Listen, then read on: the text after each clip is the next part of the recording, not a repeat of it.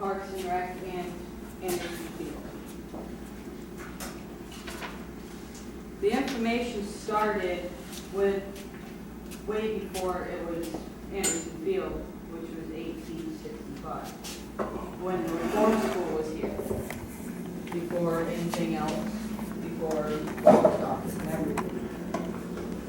It housed about 200 boys and existed for 10 years.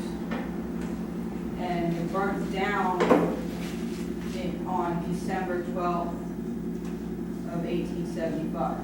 Out of the 200 boys that were housed there, only one did not make it out. After the school burned down, the Civilian Conservation Corps came and used the field.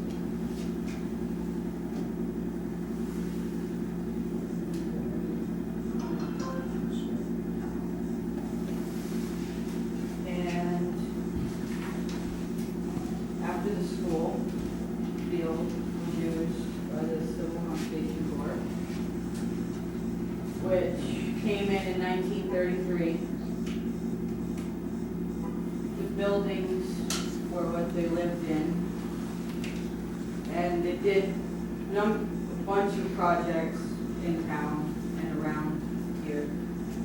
They did the first swimming pool project, and they also did forestry work on Mount Mansfield and Campbell's Pond. More on Mount Mansfield than on Campbell's Pond. They did the first ski trail here in Vermont, which is one of the ones on Campbell's Pond.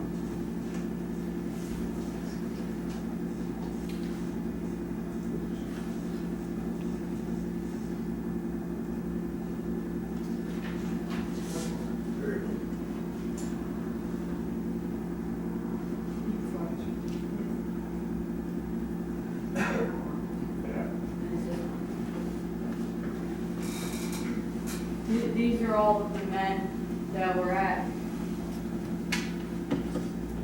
the camp that was here, which was Camp Campbell's Pond. And there was a lot of them. Quite a few of them.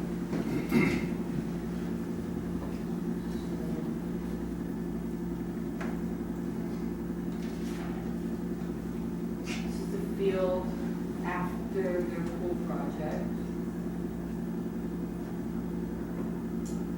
And the bathhouse that was used was one of their buildings that they lived in while they were here. And the Scout Hall was used both by Boy Scouts and Girl Scouts for regular meetings. And the pool was actually like regulations, so they couldn't do their swim test in that pool.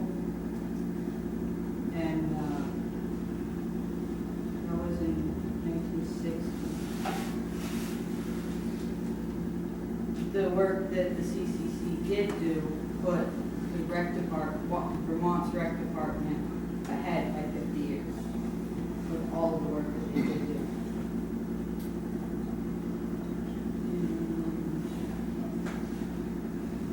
The information that I did find didn't actually say if Anderson Field was still just a ball field or not.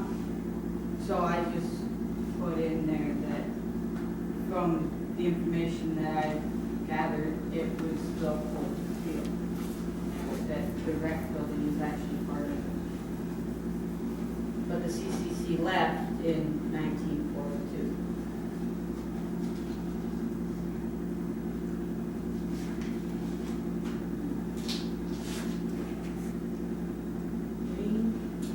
Yes. Yep. Anderson of Anderson Field. He was born in 1911 and he passed away in 1958. He's the Anderson of Anderson Field for all of his work with the sports. Did a lot for sports, which is on this one, which is the dedication of the field, which the town dedicated it to Green Anderson on July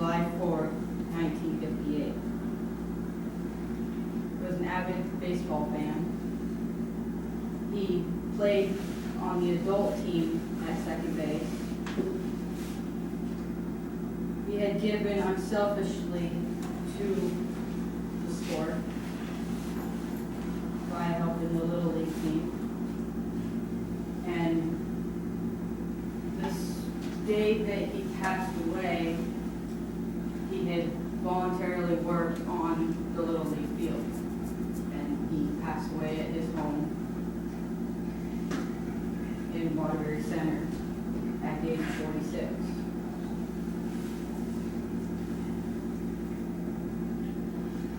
I recently got in touch with his youngest son, Stephen, and I had a phone interview.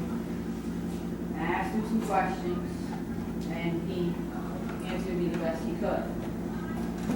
And he was only 12 years old, and in his last year of Little League, because 12 was the limit for Little League. He does not know if that's still today, but it was when he was in there. He was fortunate enough to be on one of the first Little League teams in Waterbury. Green Anderson and Roger Irish and friends, I heard that Stephen was telling me that Skip Landers, Mr. Landers' father, also was his best friend, so he helped too. So they all worked the field and got the equipment to get it ready for ball games and all of that. Stephen's father was involved in a group that put together a 4-team league from Stowe, Morrisville, Hyde Park, and Waterbury. They put 4 teams together for Little Leagues. Stephen and his team actually put some time into the field as well. And they put hours into helping prepare it, mainly for the game on the 4th of July. What Stephen did tell me is that his father never got to actually see a game played on the field he spent so much time putting together. He didn't have a chance to.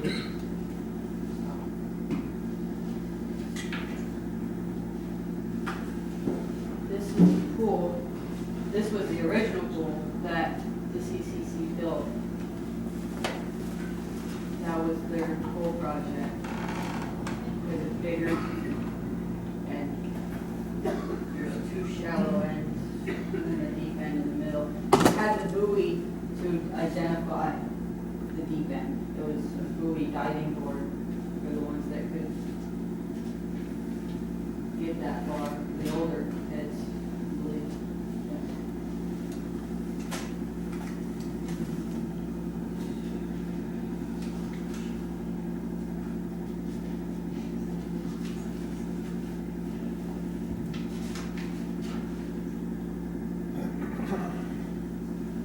This is the pool in 1969.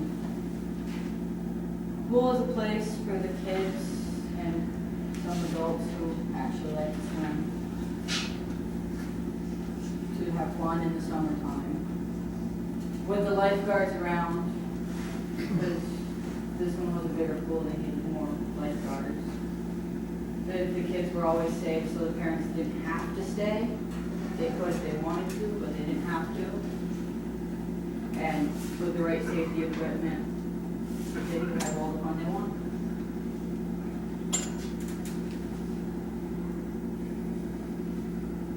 This is the bathhouse and scout hall. The structure was condemned in 1969. It was a controlled burn by the fire department. And in 1974, the rec department, the rec board approved the new project, the new pool project, which was completed in 1976. The new swimming pool in the time now, so it's the current picture. Right outside. Which, the renovations of the pool were underway in 1985 and completed in 1986. So it wasn't that long of a waiting period. There's no swimming at this point in time, especially in spring. Because the pool needs to be cleaned and all the equipment needs to come out. And safety gear. So everybody can have fun and be happy we'll have fun.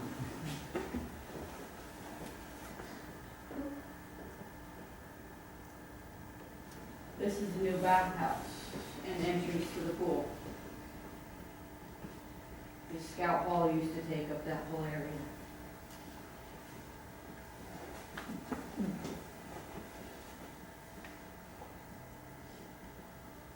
This is the soccer field and the tennis courts in the summertime. And the below picture is the soccer field in the wintertime that is used as a skating rink. Which in this picture looks a lot bigger than it actually is.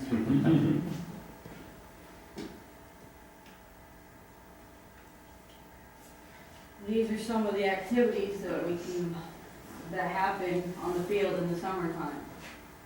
We have like soccer, tennis, basketball, baseball, and some chess, either inside or outside. And then there is also summer camp and day camp programs for kids to join as well.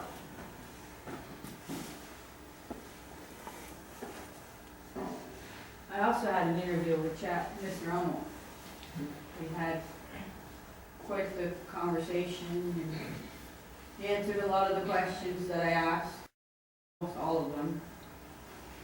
And I picked a few that I thought were the best ones that I liked, which the first one is, what does your day-to-day look like? He answered, in the summertime, different day, more fun, kids, and more kids.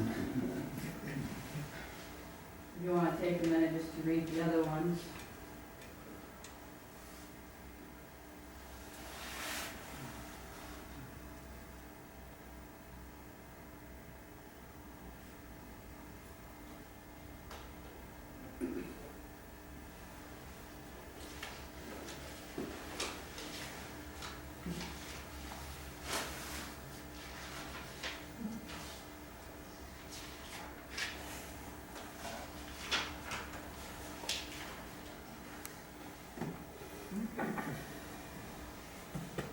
Gonna juggle for us, Chad?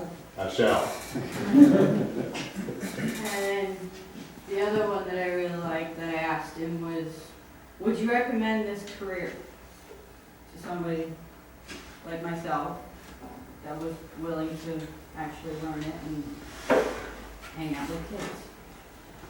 And he said yes to anyone who would come, that would come to him. The one thing he would do would be warn him that it is a very competitive field, because he also told me that there can only be one rec director in each town. So it is a very competitive field, and I'm not trying to take his job. I've got way too much college. We'll have an archery contest for it. You'll win. I failed that in gym. And this is a slide that I had no choice to do in class because she asked us to use this website, and I couldn't find anything on rec director, so I had to go to a recreation worker. So, but the one thing I did find on this rec worker that I did realize is that all of the duties a rec worker would do, almost everybody's capable of doing. And most of us do it without even thinking about it sometimes, or whether it's work or school or there's gonna be scheduling and planning and getting backup mainly for projects and everything. We all do that on a daily basis. But it's not just a rec worker or even a rec director that does it. So, but they narrowed it down to what they do, and out of the whole sheet that I got, I picked some of the best ones that I thought would be the most important that a rec worker would need to know to do. If you want to take a minute or two, these are all from 2012. This is current as it was for a rec worker. So, because nobody's posting chat, so nobody's posting that information.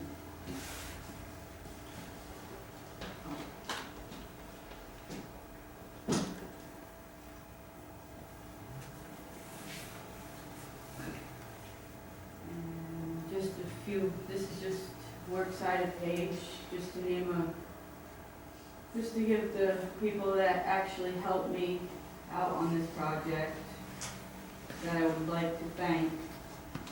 First was Mr. Flanders for the personal interview I did with him. I got a lot of information and a lot of history out of it. Still getting a lot of history out of it. And then I had issues with your last name.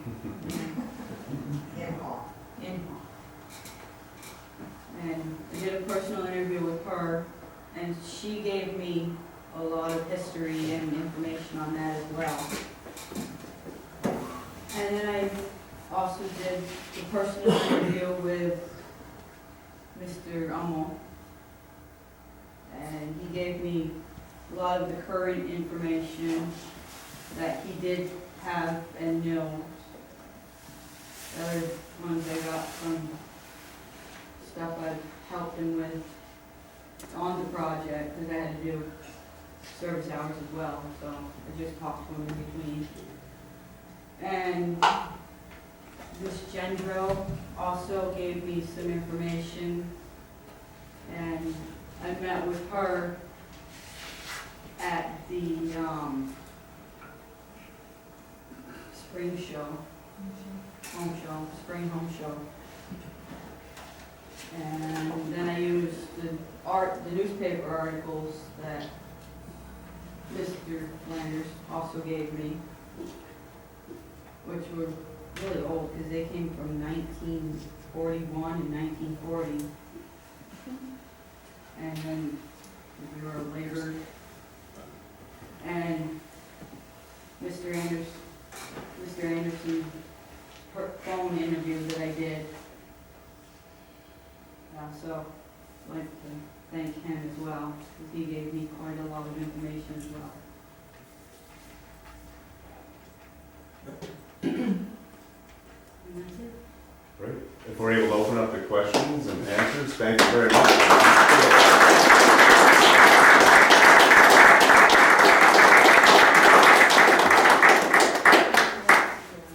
But I'm sure there's a lot of questions, but I'd like to